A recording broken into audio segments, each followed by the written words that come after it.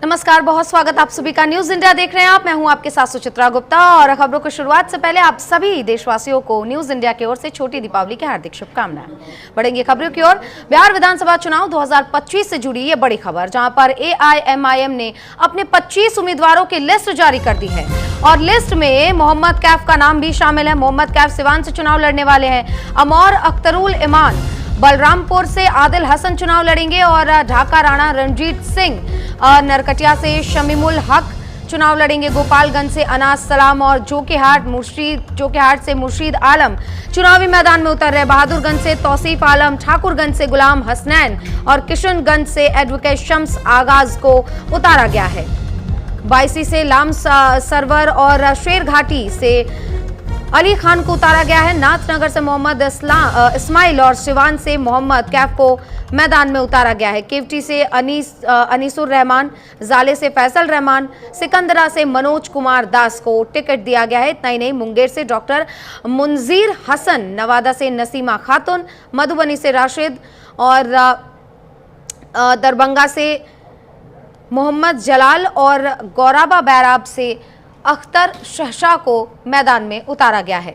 तो ये 25 नामों की लिस्ट है, जहां पर एआईएमआईएम प्रमुख असदुद्दीन ओवैसी ने कड़ी मंथन के बाद 25 उम्मीदवारों के नाम का ऐलान कर दिया है। और आप देख सकते हैं कहां से किसको टिकट दिया गया है। मुंगेर से, सिकंदराबाद से, अमौर से, ढाका से, इन तमाम जगहों से जो है वो एआईएमआईएम ने अपने प्रत्याशी को मैदान में उतारा। हालांकि जब बिहार चुनाव की सुगबुगाहट तेज हुई थी तो असदुद्दीन ओवैसी चाहते थे कि वो महागठबंधन का हिस्सा बने, लेकिन महागठबंधन में उन्हें गठबंधन का हिस्सा नहीं बनाया गया और अब असदुद्दीन ओवैसी एकला चलो का नारा के लेकर मैदान में उतर चुके हैं। 25 उम्मीदवारों के नाम की घोषणा कर चुके हैं और ये 25 उम्मीदवार मैदान में उतरेंगे, चुनाव लड़ेंगे और अब देखने की बात होगी। और हमारे सहयोगी नील कमल हमारे साथ जुड़ गए, उनका रुख कर लेते हैं। नील कमल, क्योंकि देखिए महागठबंधन की अगर हम बात करें तो तस्वीरें साफ नहीं हो पा रही है और कहीं ना कहीं अभी भी चिंता का विषय देखने को मिल रहा है। वहीं एआईएमआईएम एकला चलो की नीति पर काम करते हुए 25 नामों का आगाज कर देती है, घोषणा कर देती है। क्या जानकारी, क्या होने वाला है आने वाले चुनाव में? बिल्कुल, देखिए पिछली बार उन्होंने 32 उम्मीदवार खड़े किए थे, जिसमें से 5 जो है उनके कैंडिडेट जीत करके आए थे और इस बार उन्होंने 25 उम्मीदवार खड़े किए हैं। और जो पिछली बार 2020 के विधानसभा चुनाव में जो 5 उम्मीदवार उनके जीत के आए थे, उसमें से 4 जो है वो आरजेडी में चले गए थे, आरजेडी को ज्वाइन कर लिया था, यानी असदुद्दीन ओवैसी को छोड़कर चले गए थे। तो उसको वैसे जो एमएलए जो छोड़ के गए थे, उन्हें असदुद्दीन ओवैसी ने गद्दार करार दिया है और कहा है कि वो उन्होंने पार्टी के साथ गद्दारी की थी। और इस बार उन्होंने 25 नाम जो दिए हैं वो नाम सोच समझ के दिए हैं और उन्होंने असदुद्दीन ओवैसी ने कहा था कि इस बार 4 का बदला 24 से लेंगे। हालांकि उन्होंने महागठबंधन में शामिल होने की कोशिश की थी, लेकिन आरजेडी की तरफ से उन्हें नकार दिया गया और वो अकेले चुनाव लड़ रहे हैं। अब जो है एनडीए और महागठबंधन दोनों पर पूरी तरह से वो हमलावर हैं। इस बार जो उन्होंने एक जो टिकट डिस्ट्रीब्यूशन किया है, तो वो ऐसे नाम है मुस्लिम इलाकों में जिनकी इज्जत थोड़ी सी ज्यादा है। जैसे अब केवटी से उन्होंने अनीसुर रहमान को कैंडिडेट बनाया है, तो अनीसुर रहमान जो है वो इमारत शरिया के हेड रह चुके हैं। जो इमारत शरिया बिहार में पटना के फुलवारी शरीफ में स्थित है, वो बिहार, झारखंड, उड़ीसा, ये तीनों स्टेट का हेड क्वार्टर है, वो उसके हेड रह चुके हैं अनीसुर रहमान, और उन्हें जो है वो टिकट दिया गया है केवटी से। यानी मुसलमानों की भी संख्या केवटी में बहुत ज्यादा है, तो ऐसे में अनीसुर रहमान वहां पर रहते हैं, तो जाहिर तौर पर कांग्रेस या फिर उनके गठबंधन दल के, महागठबंधन के कोई भी उम्मीदवार होंगे, वो ज्यादा प्रेफर करेंगे अनीसुर रहमान को चुनने के लिए। क्योंकि बिल्कुल नील कमल, ये भी देखना होगा कि जब भी असदुद्दीन ओवैसी विपक्ष पर यानी कि एनडीए पर हमला बोलते हैं तो हमेशा तुष्टिकरण की बात करते हैं, लेकिन असदुद्दीन ओवैसी की ये जो 25 नामों की लिस्ट आई है उसमें सिर्फ एक नाम बहुसंख्यक का समाज से है, बाकी सारे अल्पसंख्यक समाज से है। ऐसे में क्या तुष्टिकरण का आरोप असदुद्दीन ओवैसी पर नहीं लगेगा? देखिए, वो तुष्टिकरण की बात बोलते हैं, लेकिन उनकी पार्टी का नाम ही बहुत लोग नहीं बोल पाते हैं। मैं भी बहुत बार मिस कर जाता हूँ, लिहाजा पढ़ के बोल रहा हूँ। उनके पार्टी का नाम ही है ऑल इंडिया मजलिसे इत्तेहादुल मुस्लिमीन। यानी मुस्लिमों के लिए ही पार्टी बनाई गई है ये। बिल्कुल, वो बिल्कुल। तुष्टीकरण की बात करते हैं, तो ये हास्यास्पद है। बिल्कुल। केवल मुस्लिमों नील के कमल, लिए आप बने काम रहिएगा करते हैं हमारे वो। साथ, आगे खबर के लिए भी आपका रुख करेंगे। एक और खबर मधुबनी विधानसभा से जुड़ी हुई है। 2020 में आरजेडी की टिकट पर मदन प्रसाद शाह चुनाव लड़े थे, मात्र 2700 वोट से वो हार गए थे। लालू प्रसाद यादव के आश्वासन के बाद टिकट नहीं मिलने पर राबड़ी आवास पर डटे रहे, लेकिन पिछले दरवाजे से दूसरे को टिकट दिए जाने के बाद हैरान रह गए। मदन शाह ये आरोप लगा रहे हैं कि 2 करोड़ रुपए मांगे गए उनको चुनाव में टिकट देने के लिए। संजय यादव पर पैसे की डिमांड का आरोप लगाया गया। उन्होंने कहा कि हमसे 2 करोड़ 60 लाख रुपए मांगे जा रहे हैं, हमने नहीं दिए तो टिकट नहीं दिया गया। मधुबनी से टिकट नहीं मिलने पर मदन प्रसाद शाह काफी आहत भी दिख रहे हैं। तो 2020 विधानसभा चुनाव में मदन प्रसाद शाह ने चुनाव लड़ा था, हालांकि उस वक्त इनको हार का सामना करना पड़ा। अब इनको उम्मीद थी कि एक बार फिर से टिकट मिलेगा, लेकिन आरजेडी ने इनका टिकट काट दिया, जिसके बाद से वो खासा नाराज चल रहे हैं और राबड़ी निवास के बाहर इन्होंने धरना भी दे दिया और अब आरोप लगा रहे हैं कि चुनाव में टिकट को लेकर आरजेडी ने पैसे की डिमांड की थी, पैसा नहीं दे पाए इसलिए किसी और को दे दिया।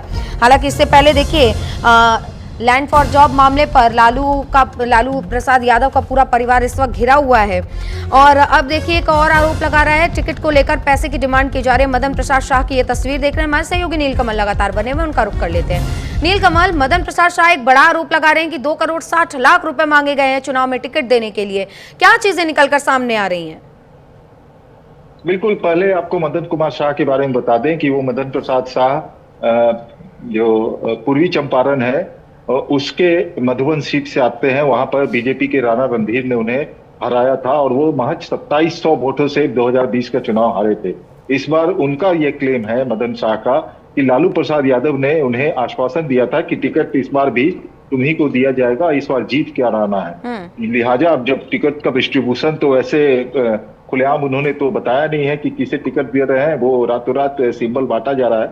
लिहाजा वो राबड़ी आवास पहुंचे थे तब उन्हें पता चला कि वहां टिकट दूसरे को दे दिया गया है और तब उन्होंने हंगामा शुरू किया और उन्होंने यह भेद खोला कि उनसे 2 करोड़ 60 लाख रुपए मांगे गए थे टिकट के एवज में और ये संजय यादव ने पैसे की डिमांड की थी।